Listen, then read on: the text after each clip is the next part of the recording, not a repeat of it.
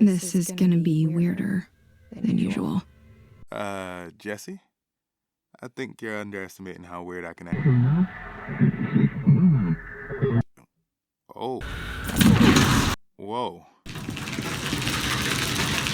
Oh, damn. The pyramid!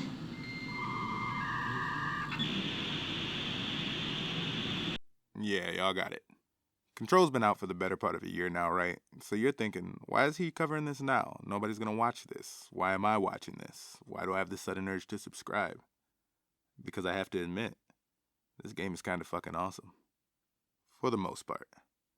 Welcome to I Make Plays TV. Guys, I'm Mr. EMP, and I don't think it's a stretch for me to say that a good amount of the gaming community has written off IGN as a review publication. Y'all Pokemon fans remember that time they gave a game set in an archipelago a lower score for there being too much water?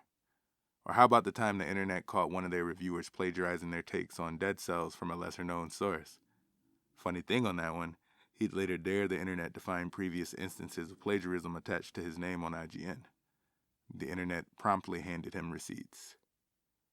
So knowing these things, I didn't know what to think when at the end of 2019, IGN awarded Remedy's Control the prestigious title of Game of the Year.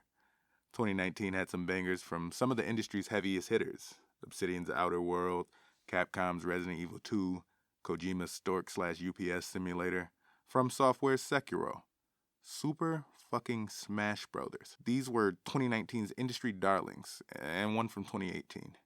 They could do no wrong, and to be fair, they didn't do much wrong. They were put on a pedestal for a reason, as the best representations of their respective genres. Even though I don't think Death Stranding even had a genre.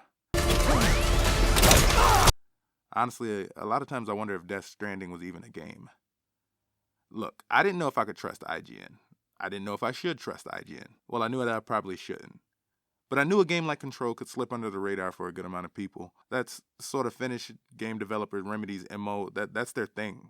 I kind of figured that's a good enough reason for me to check it out. They're the team that brought us the perpetually underrated Alan Wake, a game that begs the question, if everyone says that you're underrated, can you still be underrated? Everyone knows that Alan Wake is a fantastic game. If you don't, shame on you. I demand you redeem yourself right now by playing it. It's available on Xbox Game Pass as of this video's release. Alan Wake checked all of my boxes, almost eerily so. As a kid, I loved R.L. Stine's Goosebumps series. They gave me an appreciation for the disturbing that morphed into a love of Stephen King novels. A Stephen King obsession led to an infatuation with H.P. Lovecraft, or at least his work. These men and their supernatural stories are the reason that I started writing at a young age. I could see each of their influences in that game, in the setting of Bright Falls, and the supporting cast, and Alan himself. It was just so easy for me to immerse myself because the game knew what it was, what it wanted to accomplish, and the most interesting and immersive ways to get us there. I'm pleased to say that, for the most part, IGN made the right call. Game of the Year, I don't know. That doesn't really mean shit anyway. I will say that Control is a good game that is able to replicate a lot of the same things that Alan Wake had going for it, while remaining wholly unique. It borders on great, though does fumble some things that Wake and other games are able to do very well. It's another game from Remedy that wears its influences on its sleeve, yes, and it does lean heavily into some science fiction tropes, but I don't think that's a bad thing. It's a bit like Men in Black, with some Twilight Zone thrown in, some X-Files for flavor, all wrapped up, secured, contained, protected, if you will. I don't know about you, but as a concept, that sounds right up my alley. So did Remedy nail the concept? How about the execution? As far as Control is concerned, here's how I see it.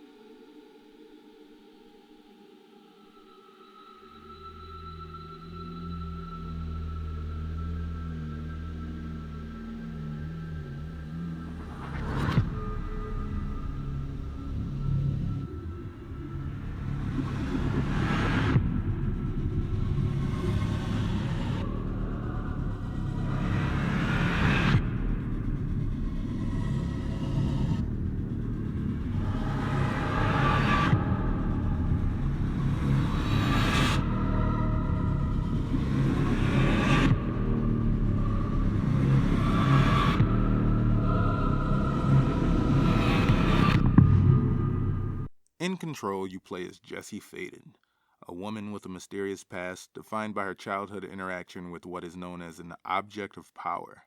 After 17 years of searching for answers, the game begins with you entering the Oldest House, the headquarters for the shadowy Federal Bureau of Control. From the moment you come off the busy New York City street, it doesn't take long to make you feel as though you've stepped outside of your comfort zone.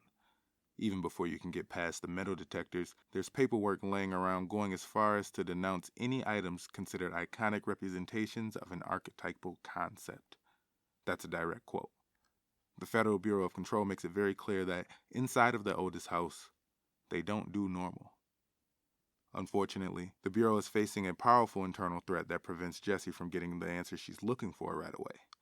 In order to get what she's come for, she'll have to assist and at times rely on an organization that has repeatedly raised red flags when it comes to whether or not they can be trusted. A game like this lives, dies, and lives again by the quality of its story.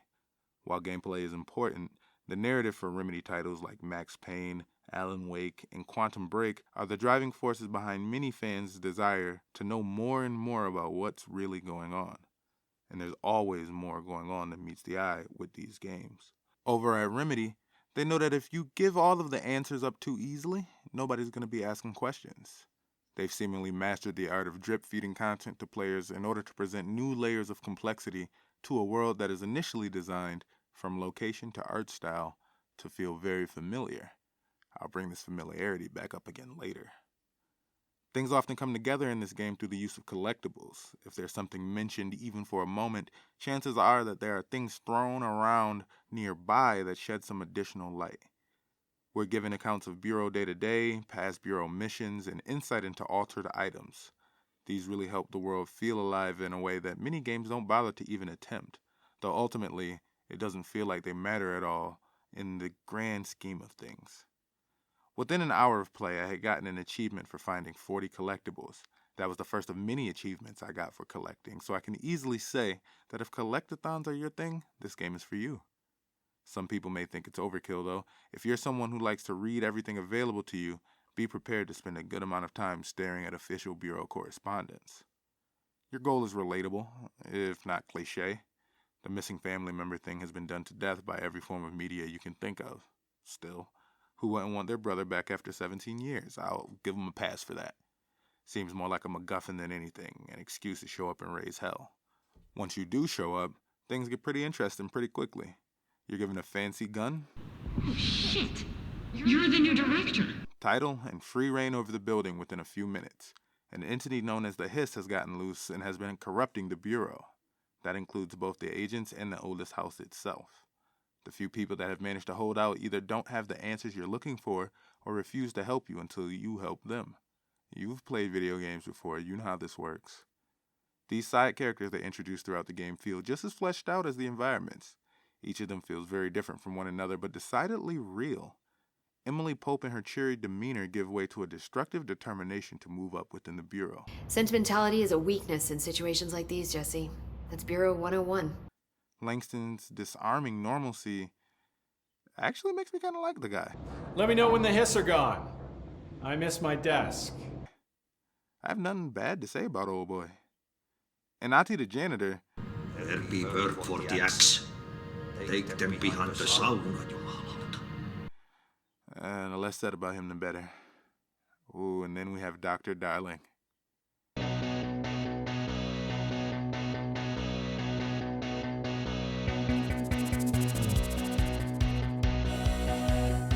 The problem with these characters is the problem that I have with the game as a whole. They don't do enough with them.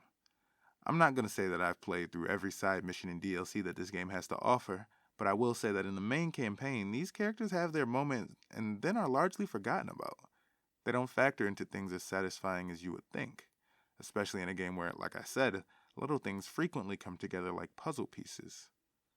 This story and really the entire game would have more lasting power if they had used the things they so expertly set up to stick the landing. The strong cast of characters eventually gave way to what I consider the most glaring weakness of the game, a hero and villain pairing that I found especially weak. I found myself more interested in the Bureau and the building itself than the struggles of our heroine, and the villain, while menacing, wasn't very villainous. The good news is that Control is a game with endless sequel potential as well as anthology potential. I believe that we will eventually see more games in this universe and that Remedy will expand upon their successes and learn from their mistakes. The first thing I noticed when I started playing is that the game is downright beautiful. I'm playing on a 1TB Xbox One S, nothing fancy, and I couldn't help but notice that the character models look and move great. Jessie, the main character played by actress Courtney Hope, is a dead ringer for her real-life counterpart, as are other characters in the game. This allowed Remedy to do some really cool stuff as far as marketing goes that I'd like to see more games do in the future if they can do them as well as Remedy has done here. Hey guys, it's Jessie Faden. I'm going to be showing you around Remedy, who apparently is making a game about me. So, let's see what they do here. Their building doesn't seem to be moving. That's wonderful. The character models help to ground Control, which I believe is important to the entire package of what we've been presented. The realistic style begets familiarity. Remember I said I'd come back to it. An important thing to set up before the game begins to try its hardest to upend the familiar. The environments in the game bring this almost sentient, shifting maze of a building to life in ways that border on the uncanny. Use of things like dynamic lighting, fog, shadows, and reflections give way to the idea that the oldest house is as much of a character as any of the supporting cast, if not more. This is a good thing and a bad thing, like I said earlier. There's a variety of environments to explore, with secrets in, on, and behind every nook and cranny. Honestly, each area can feel so different that it's easy to forget that the entire game takes place in one building. You'll go from decidedly mundane hallways to underground passages overtaken by mold to shifting mazes, and each is wonderfully crafted by Remedy's amazing in-house engine. The environment doesn't only look good when intact.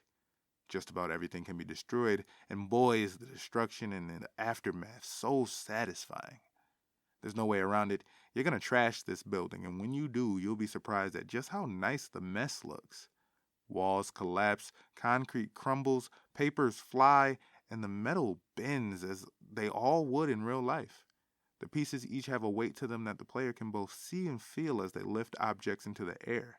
As you chuck them at someone, you can see the impact when it wipes them out, and where that copier you just launched crashed through the row of desks that were in its way. You win. Now, most times, when someone says third-person shooters, their minds instantly transport them to a room with wide open space and waist-high cover. Control has some of that, and you can certainly take the boring route and play cover-to-cover most of the game if that's what you want to do for whatever reason. But that's not where Control shines. The game is not exactly easy, no, but there's never a moment in Control's combat where you don't feel, well, in control. You are Heisenberg. You are the danger. Your myriad of telekinetic paranatural abilities guarantee as much. You gather these throughout your time in the oldest house, some of which are only available through side missions. There's Launch, Evade, Levitate, Seize, and the Shield. Most of these can be upgraded to be combined with one another for devastating effect. For example, evading while you have your shield up acts as a sort of battering ram. You can do this while flying to bring the fight to a flying enemy without ever having fired your gun. On top of that, each of these can be leveled up RPG style and fine-tuned to a degree with craftable mods. More importantly than that, though, each of these are crazy fun to use. For example, the launch. Oh, the launch. Remember when I said just about everything can be destroyed? This is my favorite tool of destruction. You can rip just about anything from the environment and send it hurtling toward opposition. The first time I picked up a rock and launched it, I just about squealed. It feels really good. Just saying that is a gross understatement. By the time it's entirely leveled up, you're able to throw grenades back at enemies. You'll be able to throw enemies themselves. You'll be able to throw forklifts. Madness. I love it. The gameplay itself can be satisfying, especially with the guns. You feel the impact when firing most weapons in the game, and judging by how the enemies react, they feel it too. This is reflected in the amount of damage the enemy takes. They can dwindle a health bar pretty fast, especially when it combined with your abilities to almost sort of stagger the more powerful of the bunch. Sometimes the hits can overwhelm you. This game is not above spawning a good amount of enemies. The problem here is that you can easily use the environment to cheese things. At times, I'd find myself clutching to my last bits of life behind a wall, popping out to take a few pot shots. And the enemies, for the most part, would just stand there or float there and take it. They weren't particularly good at forcing you to vary your playstyle. It's up to you to do that, and if you're not very creative or the type of player who feels like dying for style points is a waste of time, I can see how this combat system can get boring.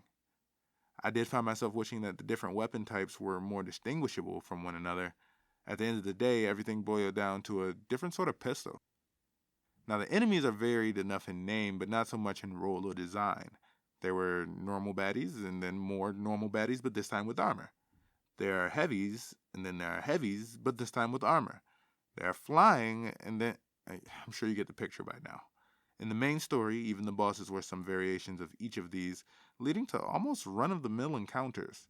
They would have names, but rarely would they have a face. As a matter of fact, there was never a face. Only the same enemy model that we fought a million times before. Exploration in the oldest house is a big part of the packaging control. Throughout the game, you have a rising clearance level that opens sections that may not have been available to you the first time you were in that area. This allows you to gather additional lore, access additional material, and see areas of the Bureau that would otherwise remain classified. This means that there's some backtracking. What keeps things interesting in this regard is just how strange some of these things can get. The Threshold kids are nightmare fuel, straight out of a creepypasta.